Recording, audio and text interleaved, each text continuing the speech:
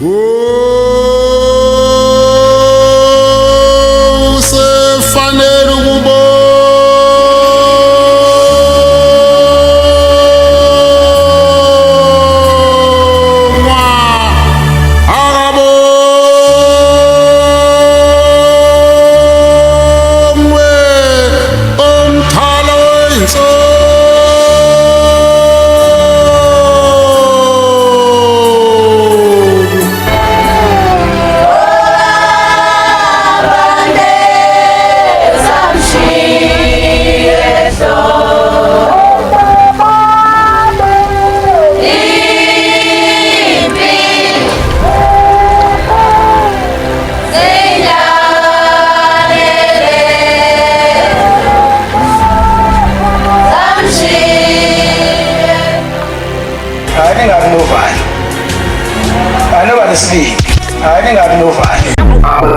FM ACR 90.7 operating on your number one community radio.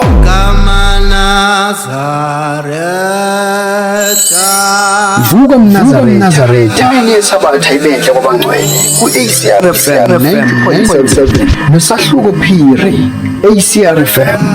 Vuka Mnazaretha nosahluko Phiri ACR FM. Vuka Mnazaretha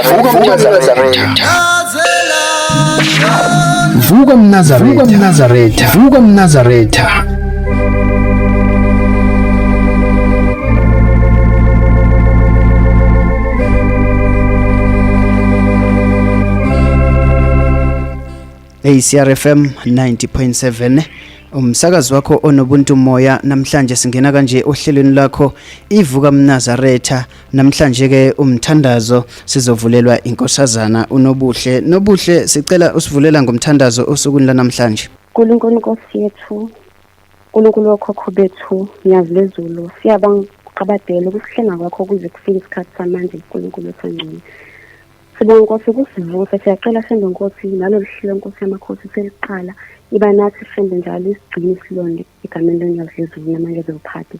Amen. Amen.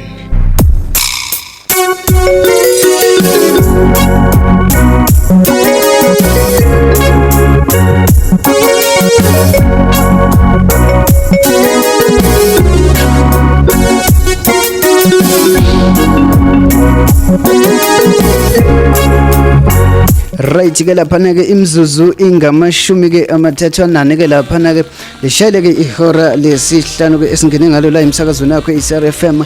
Kanti ke uqeda kuzwa ke laphana ke uAndile Cele ehambisana ke noLerato Dlalisa bethi libongeni ke bantu nonke leli igama ngoba lifanele ukubonga yithina abahleli inguna phakade emsakazweni wakho abaqulusi FM. Njengoba ke kade ngishilo ukuthi ke ikhona ke inkosazana ubani na uNobuhle ke wakwamngomezulu udabuka lapha na ke eMkhuze ekuseni ke tempeli ngaphansi kwamshumayeli uMthembu nomkhokheli ke uMathabede. Kanti ke lapha na ke inkosazana ingaphansi kamfundisi obaba ke uNcumalo esizokhuluma naye ke lapha ke ezindlini zomsakazo iACR FM. Isichazela ukuthi ke njengoba kunguJuly nje nomkhosi eminingi esuke yenzeka emzini ongcwele ke ebuhleni bamaNazaretha kanye nayo yonke ke inhlobo yemgidi ke esuke ikhona. Asigijime nje singabe sisawapholisa amaseko ngakhona impela kwamaseko kodwa ke asingabe sisawapholisa amaseko sigijime siye kwinkosazana ke uNobuhle. Nobuhle sikubingelele sikwamukele ke emsakazweni abaqulusi FM. Emsakazi ngibingelele sakazi weCR FM nabalaleli egameni lenkosi yethu ngiyazilezulu. Amen. Siyathokoza kakhulu ke ukuba nawe ohlelweni namhlanje ke ivuka Mnazaretha. Sithe ngoba kunguJuly nje asigijime simthungathe size sinithole ukuze sizokwazi ukuthi sikhulume nani la emsakazweni nisichazele ukuthi ke uma kuJuly ngempela yipi lento enisuke enenza nijabule futhi nikuthokozele ukuthi nibe intaba yepheza. Nobuhle nje ngingalokho ngishona le nale angigijime ngithi ke usichazele ukuthi ke njoba kuJuly wena njengenkosazana uJuly uchaza ukuthini kuwe futhi uzizwa kanjani nje uma kuJuly njalo unyaka nonyaka kunemikhosi emikhulu esuke yenzeka emzini ongcwele wasebuhleni bamaNazaretha? Msakazi ngibonga ithuba. uJuly lona kumina uyinyanga enkulu nebaluleke kakhulu yithi siyindaba yepheza. Yona nyanga le siveza ngokusobala ukubaluleka kokuziphatha kahle phambi kwaNkulunkulu, ukubaluleka kokuziphatha kahle wena uqobo, ukubaluleka kokuziphatha kahle naphambi kwabazali bakho. Yebo, uJuly kuyaye kube khona nemikhosi eyenziwayo amakhosazana. Umkhosi wokuqala engizoqala kuwo yilo mkhosi la khona suke kusanda kuphela ungeniswa komdedele. Masiqeda ungenisa umdedele ngomhla ka3 ukubheka kwamakhosazana, abheka kaningi amakhosazana, bheka ukuthi ngabe asaphelele yini, ngabe sakufanele yini ukuthi kubizwa ngentombi ka25. Sithi mase sekuphothulwe lowo msebenzi wokubhekwa ngalelo langa, bese siya kuNkulunkulu sesiyoyibongela futhi sicele nokuthi asisize sizigcine siphelele singamakhosazana. Uma sisuka lapho ungaqhubeka. Uma sisuka lapho siya eNtanda. eNtanda kwenziwani ke? eNtanda ila khona amakhosazana suke siyolanda iziyalo, suke siyolanda ingelozi yomhlangano ngoba umhlangano sungapheleli amakhosazana emengakayi eNtanda. Ukuya kwamakhosazana eNtanda siyocela ubhombela ukuthi sicela ukungena kumhlangano okuphelele. Bese uma sesibuyile eNtanda umhlangano sokungene ngokuphelele.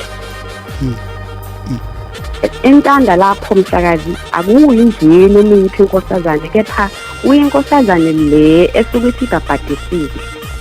Ngizwakala. Nakho lapha sinokuthi sisemhlanganweni ngempela sibone ke esenibahle lapha senithe cofo lapha esiphongweni. Ngabe lowo mkhosi loyo wenziwa ngalelo langa lokuqala, mhlambe nisayobheka ukuthi ke ngabe nisengamakhosazana aphelela afanele ukubizwa ngezitombi zika25 na? Yebo, kusuke kuyilelo langa ngomkhosi wokuqala lo wamhla ka3 ngikhulume ngawo. Leli qhahlaza lemhlophe liba sesiphongweni ilona suke lichaza ukuthi ngempela uphelele usayinkosazane ephelele ashenga. Right ke ngalesi sikhathi samanje mlalelo weACRFM sisahleli ke nonobuhle ke Mngomezulu ke udabuka lena ke emkhuze ke ngempela kunemigidi ke la ekhaya ke ehlukahlukene evamise ukuba khona, njengoba ngisho ngithi isinokunibona ngelinye ilanga senifake iveil lapha seningomakoti madoda sizisho sithi awusuka umkethu madoda. Sicela usihlukanisele lemigidi ngoba siyasibone iminingi kakhulu nangendlela enihloba ngayo, nihloba izikhawu eziningana ukuthi mhlambe ngabe ihamba kanjani lemigidi. Msakazi, imvunulo yamakhosazane izikhombisa ekhona. Kule mvunulo izikhombisa kunemvunulo yesilungu nemvunulo yesiZulu. Uma ngabe sesibuya eNtanda imvunulo evunulayo ile yesilungu. Ngike ngisho ke ngokulandelana kwayo ngoba ke kube uNkulunkulu izivele ezulwini ukuthi ngosuku olukuthi uvunulwa imvunulo enje. Ngizoyibala nje ngokulandelana kuphela. Sibe nophinki, sibe nensephe egwababa, sibe neveil, ebese siba nesikoshi. Kule mvunulo esengibalile yesilungu kusuke kuvunula amakhosazana kuphela. Akekho umunye umuntu ovunulayo, kusuke kungamakhosazana kuphela avunulayo. Ebese ukuthi mase kuyimvunulo yesiZulu izitho lisuke liphumile ke emazulwini ukuthi umkhetho wabantu bonke suke sivunulane nabo bonke abantu imvunulo yesiZulu. Eyesikhombisa umjafetho wona ke ulapha mhla ka25 July mase siye ezibukweni.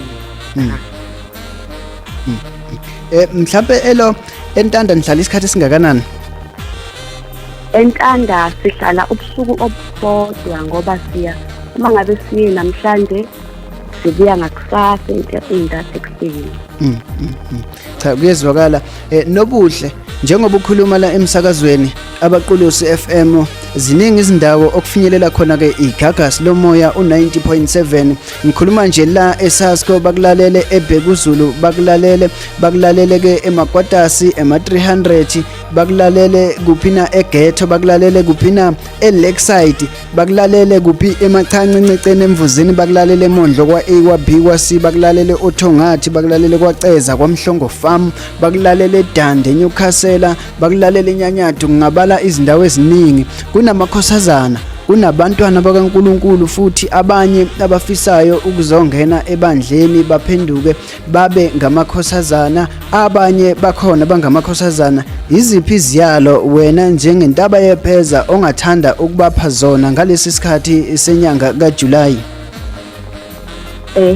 Kubalaleli bonke abakhona be-CRFM ngingathi nje kubalekile ukuziphatha kahle ikakhulukazi kuleli bandla kule nkolo yethu ukuziphatha kwentombi yona into eqhakambiswa kakhulu. Ngithi nje asizigcineni siziphathe kahle intaba yepheza singazoni singoniwa simesabe ihlazo sikusabe nokuphoxa abazali bethu. Siyintsha-ke siphila esikhathini esinzima kakhulu kepha ngiyacela ukuthi sizigcine siziphathe kahle ngoba thina siyisibuko sikaNkulunkulu. Mase isibuko sinovo uNkulunkulu uzovukaphi ngoba uNkulunkulu uzivuka kithi. Siphila esikhathini esinzima siyintsha thina kunomhlaba umagadi ahlabayo nezihibe zawo.